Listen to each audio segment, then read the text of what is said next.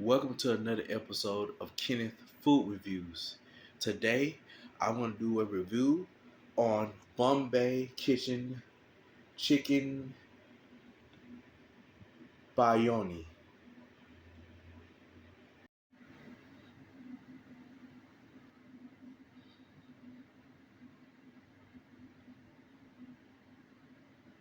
Now, I'm going to get ready to eat my Bombay Kitchen Chicken Biryani.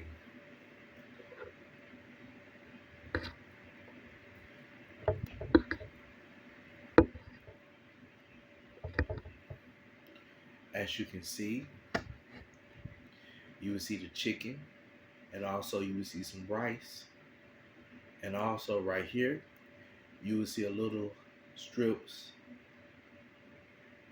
of carrots right here, right in the middle. Now I'm gonna eat this.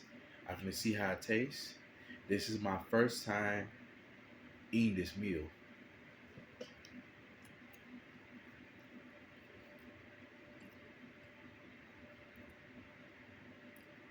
It tastes good.